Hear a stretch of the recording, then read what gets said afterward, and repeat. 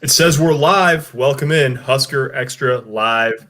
It's Parker. There's Sipple. Sipple's back in the office. I'm home now.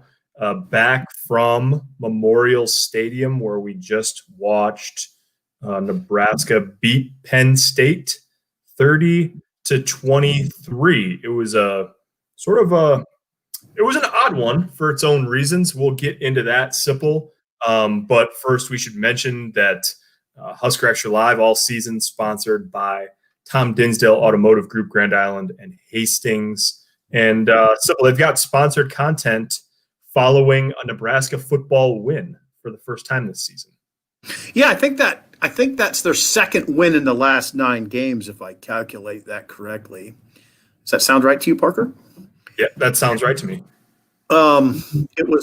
It was needed. Scott Frost, after the game, said that the team needed it, the state needed it, and he needed it. I think Scott did need that, by the way. Yeah, seemed like it.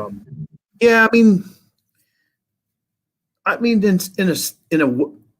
in many ways, he needed it to kind of validate, the contention that there's progress in the program. So that helps. I mean, it definitely helps. It wasn't a resounding victory in any way, shape, or form, but they beat a Penn State team that was ranked 7th in the preseason AP poll. It's never really easy to beat Penn State. It looked like it might be easy, and at halftime it was 27-6, but the second half was a grind. Yeah, it was. They gave up 310 yards in the second half and only had 95, but found a way to hang on after leading 27-6 at halftime. It's interesting, Sipple. I mean, in the grand scheme of things, it probably doesn't matter whether Penn State is as bad as their 0-4 record suggests. But when you watched, there's this weird disconnect watching Penn State because they've got some guys that can really play. I mean, they've got an athletic defense.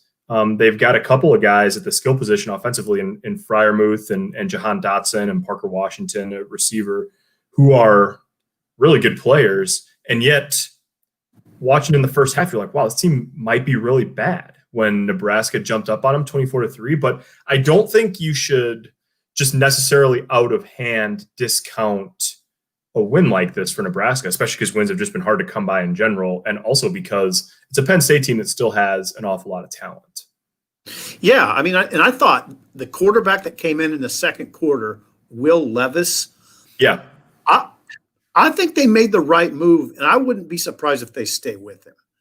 I'm a little surprised that he wasn't in there from the get-go, honestly. I mean, he definitely changes their energy. Now that happens, right? I mean, when a new quarterback comes in, it doesn't always happen, but it did for them. He's 6'3" and 222 pounds, and is really athletic. I mean, he's a bear, and he runs with abandon. And I was really impressed with Levis. He actually threw some pretty good balls too. I mean, I think he was a big factor in Penn State's comeback. You're right, Parker. They have some dudes. I mean, they have some guys. Yeah, Levis wasn't like a great passer. I mean, no one's going to confuse him with Peyton Manning, but I mean, he certainly threw the ball just as well as Sean Clifford did in the first half. I mean, but Nebraska took advantage. Levis is their new quarterback, Parker. Yeah, I think so too. Well, that's a lot of Penn State talk so far. I'm sure the people in the comments here are really happy with our breakdown of Penn State. Sonny, what's up? Hello, Nate. Hello. Hi from Rapid City. Mark says, how sad were you, Kevin, that Scott Frost didn't wear the shades? Oh, I mean, it wasn't that sunny. You okay, Parker? Yeah, it was fine. It was a little difficult to deal with, but I managed. Matt says the losing streak's over. Yeah. Chris, what's up from Llewellyn? Derek, thumbs up. How was it covering a game with just the cardboard fans in the stadium for you guys? Henry asks. I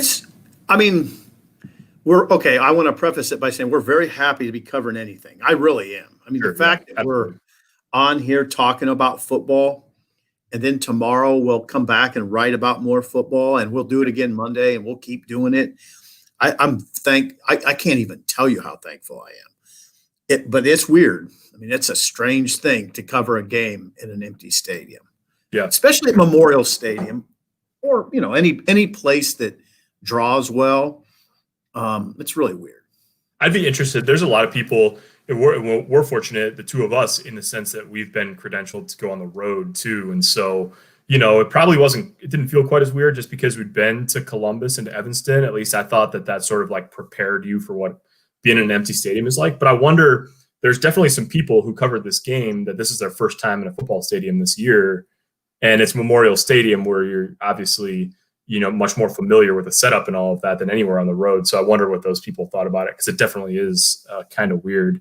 Javon says, where are the long ball threats? Yeah, open question still pretty much, Javon, and one that Scott Frost acknowledged again after the game, that they have to sort of continue to look for options there. And one of the things I'm going to write tomorrow is that it's really an odd situation they find themselves in. I mean, Frost is talking about having more personnel groupings than he's ever had before, because they have some guys like Cade Warner and Levi Falk and Wyatt Lever who are primarily, they're not just blockers. I mean, Levi Falk made a nice play along the sideline today, but that they sort of like the reliable group, and then they've got this little more combustible, but they've got some guys that they think can really play in Xavier Betts and Marcus Fleming, who I see Mark asking about Marcus Fleming. Didn't see as much of him today, but they're trying to like bring these guys along, and they just are sort of caught in between, it seems like, offensively in terms of where their weapons are at this point. What do you think, Sipple?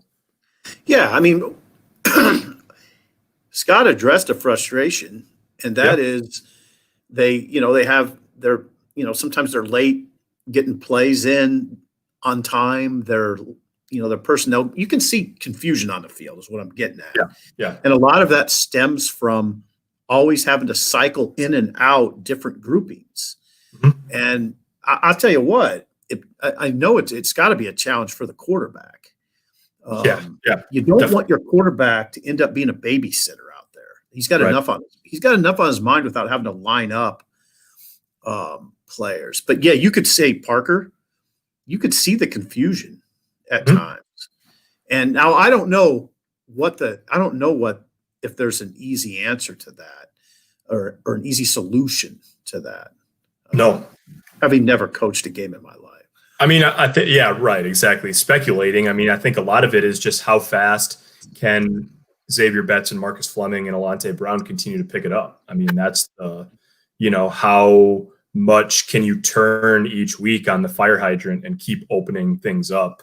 And it's really unfair in a way to ask them to be three of the main playmakers on offense, but that's sort of where they're at this point. Now, hold on, Parker. Is it unfair? There's a guy at Maryland I was looking at named Rakeem Jarrett, who's a true freshman. 5-star. Yeah, he's a 5-star. Now, he went into the day with 12 catches for 213 yards. Is that just because he's a rare talent? I don't know. Well, no, I mean, I think you can have it both ways. You can make the argument both ways of like, there are always freshmen that make impact. I mean, Wando Robinson did it last year. That's great. One of the things that Frost has said is that they're in a unique situation with their freshmen this year, and that they've all missed some time. Xavier Betts missed a bunch of time at the beginning of the summer after he got here. He got here in June. He was out for a while. Not long after that, Marcus Fleming was absent for a few weeks later in the summer before they started camp. And Alante Brown dealt with injuries sort of throughout camp. And so is that an excuse? Maybe that's just making excuses for those guys. But they've been pretty consistent all along that each of those three guys are a little bit behind in terms of catching on because they've each missed time. Now, a lot of good that does you when it's 3rd and 6 and you got to sub one of them out because you're running something they can't handle. I mean, who cares if they miss time or not? That puts you in a tough spot. But according to the coaching staff, that's the reality of their situation at this point. But you saw the talent. You see the talent flash. You saw Marcus Fleming flash last week with 5 catches for 75 yards. You saw Xavier Betts take that jet sweep for 45 yards for a touchdown today. And you see it. I mean, you can see that. You saw his explosive speed. Yep. And so, you just got to bring him along as fast as you can. Mark asked about Omar Manning. Yeah, he was not. I mean, he was not. He tweeted, like you mentioned, Mark. He tweeted encouraging, go GBR or something like that when Nebraska went up early in the game. So clearly he was watching, but yeah, he was not on the sideline. Derek makes a good point. The length of our defensive backs was a difference in the game. Yeah, Derek, I mean, Sipple, I'm interested in your thought on this too, but I said at some point in the last week that the front seven for all of the question marks had played better than the secondary so far this year, but that was not the case today. I mean, I thought this was the best the secondaries played. It shows you how thin the margin for error is because, one bust and there's a 74-yard play down to the 1-yard line. But, man, I mean, in the red zone, when you see Cam Taylor-Britt go one-on-one with Jahan Dotson down the sideline, I mean, that's make or break stuff, right? I mean, that's a guy that's all American caliber from Jahan Dotson. And you run with them, and there weren't a lot of wide receivers running open at any point. No. And they have a couple they have a couple pretty good ones in Parker Washington, and Jahan Dotson's their main one, obviously. But Parker Washington's a good receiver too. Pat Freiermuth is the best tight end in the Big Ten. Now he did some damage for sure, but Nebraska's. I thought the safeties played well. Of course, Deontay Williams had a huge punched out the ball, picked it up and scored. Markel Dismuke made, I would say, several plays today that were notable. And had a team high 15 tackles. Is what he was Markel did? Yeah, I think that's the best I've seen him play. Yeah. And he's healthy, and I'm happy for him because he didn't get to play a significant role until his junior season. He just didn't jump into portal like so many people do now. He stuck around, and now it's paying off. Yep. Jim says the D saved our butts. Yeah. Do you think Martinez transfers if McCaffrey's the starter from here out? Well, we talked about this a little bit last week, but Sipple, I'll let you reiterate, unless your thoughts have changed. Hard to say. I mean, I don't think so. It's hard to say, though. I was a little surprised he didn't see the field today, Parker. I have to say, if you would have told me that he was going to get 0 snaps, I would have been a little surprised. Yeah. I'm surprised by that. But the way that Luke continues to talk about him, again, Luke McCaffrey again today said, Martinez is as classy an individual as you'll ever be around. I don't think Luke's just talking about Adrian like that just to be nice to him. I think that there's a genuine admiration for the way Adrian treats people and conducts himself. And I think a lot of the reason Adrian does that is because he's genuinely interested in lifting this program, helping lift the program and doing whatever that takes. And, sometimes whatever that takes means taking a lesser role. So what I'm telling you is I'd be surprised if Adrian jumps ship. Yeah, obviously the offseason, we'll see. But, Frost said it was one of the hardest decisions he's ever made as a coach to elevate McCaffrey into the starting role. And that tells you something about what he thinks of Adrian Martinez. And he said Martinez played well enough in practice this week to start, but they rolled with McCaffrey. Matt says the OL seemed a little cleaner today. Yeah. Having Cam Jurgens back at center, I know, there was some consternation about a couple of high snaps in the middle of the game, but overall, his presence really helps. We'll see if he can stay healthy the rest of the way. And yeah, we'll see. I'll go back and watch it in the morning and see. But yeah, I tend to agree with what you said, Matt. How do you feel about the play selection in the second half for the offense as they struggled to finish? Simple? I'm terrible about second-guessing play calls because there's so much that goes into each call. They did not find much of a rhythm. You'd agree with that, right, Parker? I would agree with that. They don't – I think they just have a lot going on right now on offense with the skill position players, including Dedrick Mills hurting – it looked like his knee and winding up on the sideline most of the day, and then putting Wandale at running back, which affects your receiver situation. They just have a lot. They just have a lot going on. It feels like all the time, and I think Frost has to. They don't have a lot going on downfield.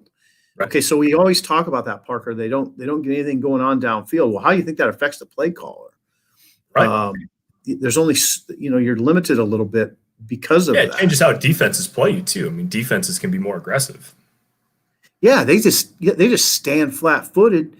They don't have to. Yeah, and yeah, I mean it's a way different for the defense if you don't have a downfield threat. Much easier.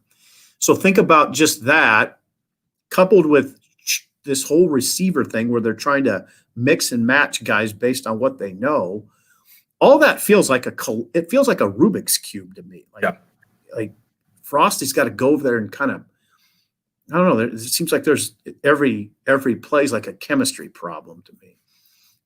Frost did say after the game that he said maybe we got too conservative in the second half. He said they changed their approach a little bit when they got up by 3 scores, going into the second half. Yeah.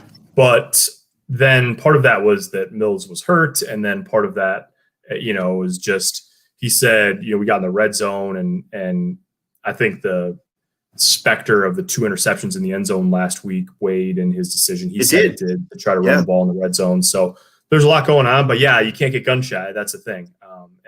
And that's not a criticism, but I think that's one of those things where it's like you adjust and then you adjust back and you just try to find that sweet spot. Ron, appreciate you watching from Chicago.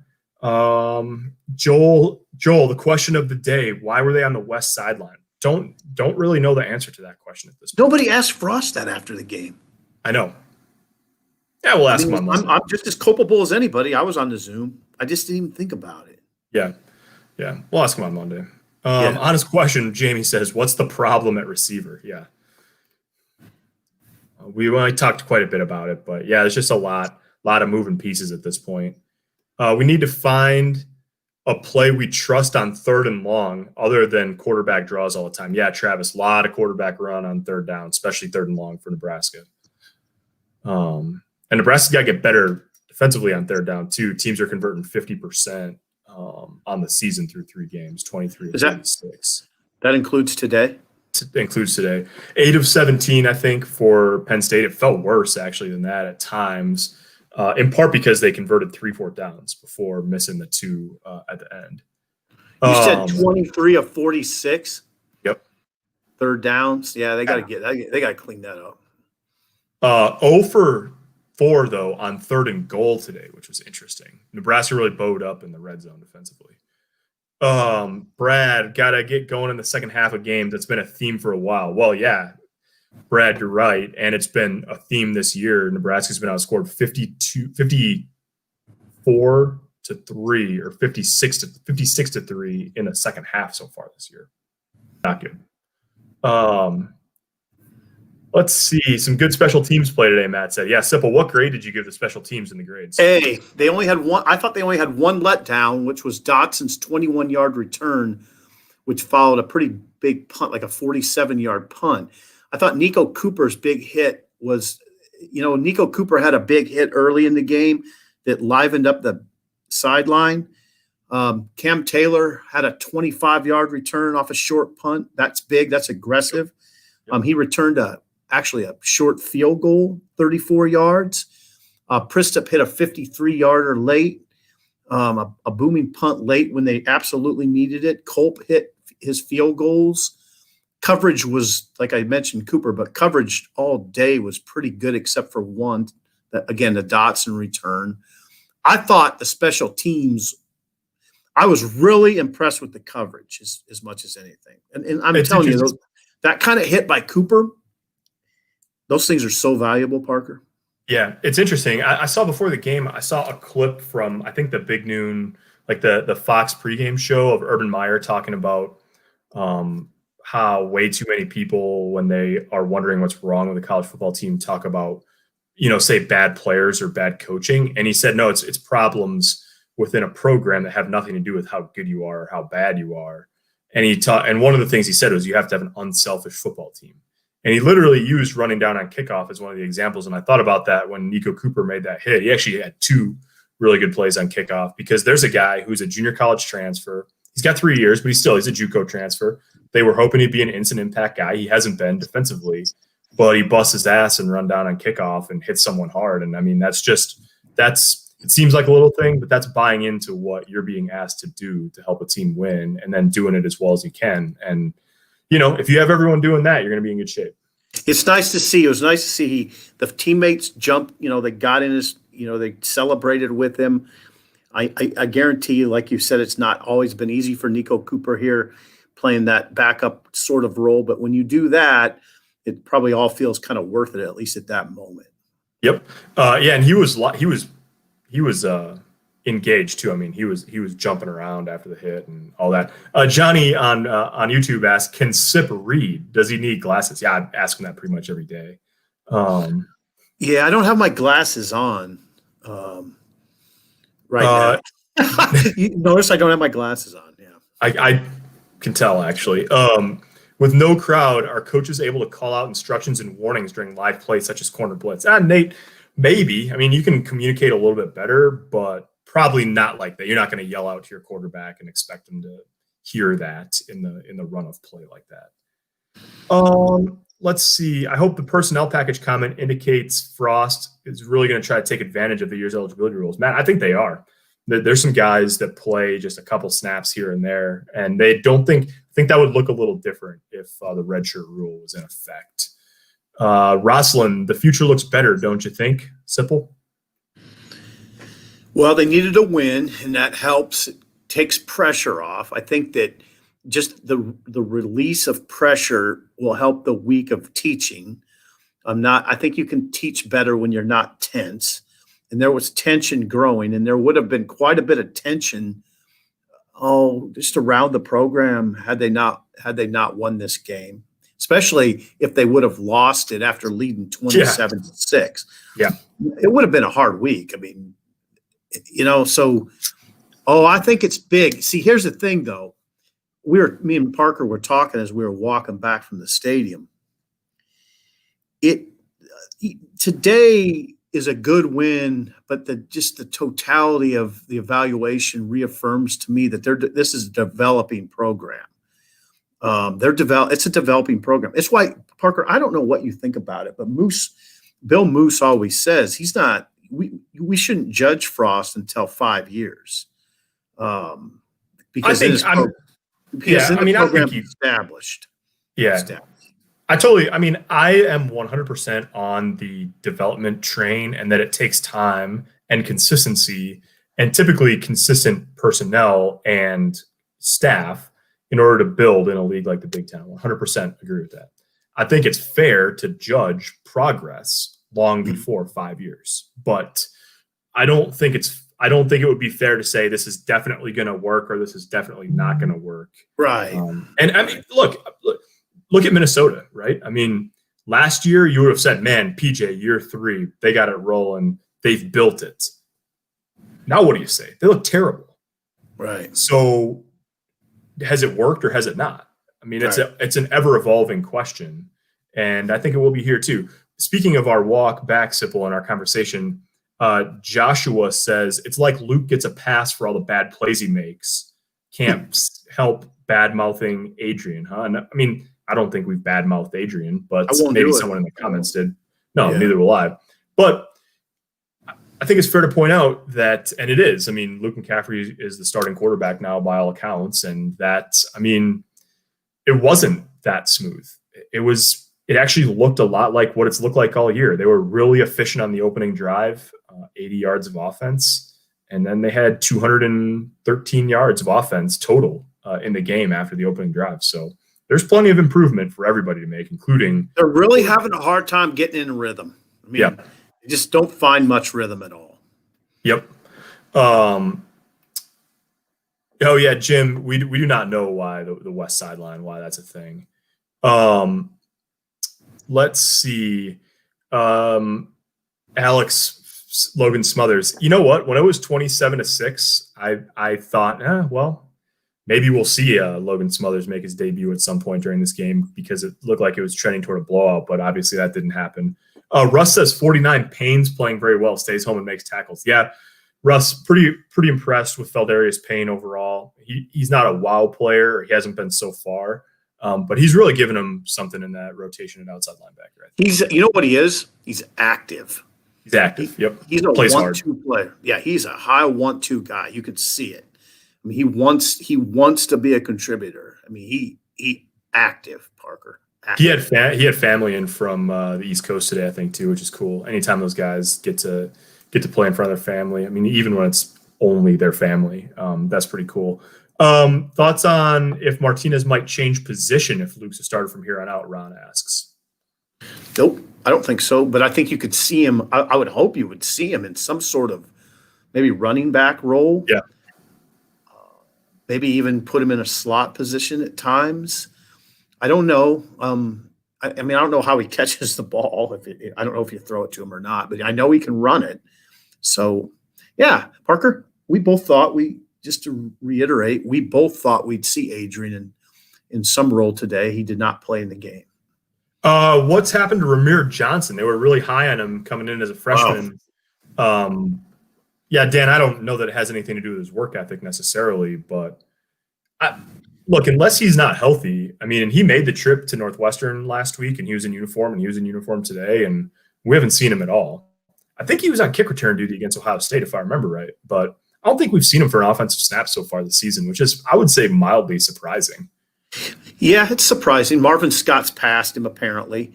Marvin Scott's a tough inside runner. I mean, I think he ended up with, 5 carries, 11 yards, if I remember right. Not eye-popping numbers at all.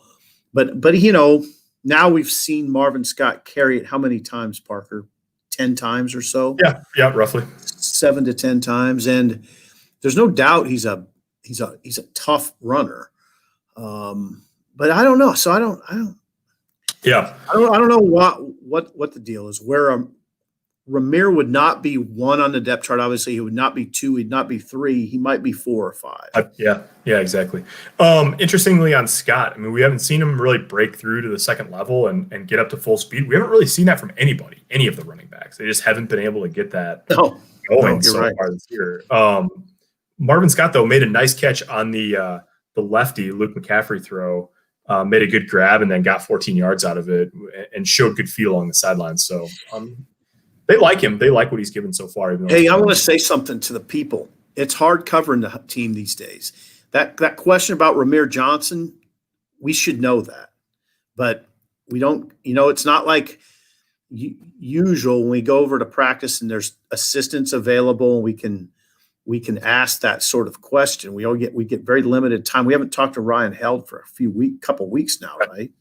Yep. So it's not, and with the head coach, you only get so much time. You can't get to everything. Yep. So it's pretty frustrating in some ways. There's just a lot I wish we knew. And where's Ramir Johnson? That's a great question. Yeah. Let's see. We're going to get a couple more and then get out of here. It's an odd year for every sport. Look at Indiana. They shut out Michigan State. Trent, yeah, I mean, Indiana, they're unbeaten, 2 dominant wins in a row. Looking pretty good. That's going to be an interesting game against Ohio State. What's that score, Parker? I don't actually know what it was here. It's public information. They shut them out, though? I'm gonna tee you up one, and I'm gonna look this up, then we're gonna get out of here, okay? Nate's watching from Albuquerque. What's up, Nate? All right. What do you think about the matchup from Illinois? Andrew says. Tough. I don't think it'll be easy. Now it'll depend a little bit on what Illinois has at quarterback, and I didn't see what they had going at quarterback against Rutgers. I know last week they had their 4th string guy because of COVID stuff and injuries. I think that Lovey's got a pretty athletic defense. They've played terrible at times, though. So it's hard to understand. I know Lovey thought going into the season he had something because he has all these guys that have been all these seniors who have been playing since they were freshmen. Yeah. And it's sort of confounding. I thought against Wisconsin, just eyeballing them, man, they look athletic. And then they just kept having breakdowns. Yep. On offense, they have some players. Hey, I'm going to tell you something, guys. It will not be easy next week. I don't think Nebraska will win the game easily. Johnny makes a good point. Illinois had over 300 yards rushing today, including 190 from Juice Williams, who I don't know if he was playing quarterback or not. We'll see. He's a highly recruited guy from St. Louis that they got. Just a couple of cleanup things. Any Manning update? Yeah, Logan, we mentioned that earlier. He was not active today. I don't think he was not on the sideline. I think Oliver Martin gets any playing time this year. We'll see. Today was the first time we've seen him in uniform, the transfer receiver from from Iowa, who's walking on this year. Indiana won 24-0. Sipple. Oliver Martin he was in uniform. Was he eligible to play? It seemed. I mean, why would they put him in uniform if he wasn't? I don't think they would do that. Right. So yeah, we'll see about that. Let's see. Lefty says 1 day at a time, we get better with the bones. That's a good place to end it, Sipple. We'll just try to be a little bit better tomorrow than we were today. How about that? Shouldn't be hard for me. Thanks, right, guys. Yep. Thanks again to Tom Dinsdale Automotive in Grand Island and Hastings for sponsoring this episode of Facebook Live. Nebraska gets its first win, 30-23 over Penn State. They're 1-2. They've got Illinois at home on Saturday. We've got a ton of content on huskerextra.com. There'll be more going up tonight. We'll be back tomorrow, all of next week, and obviously on as long as they keep playing football in Big Ten countries. So for Sipple and Parker, thanks for watching.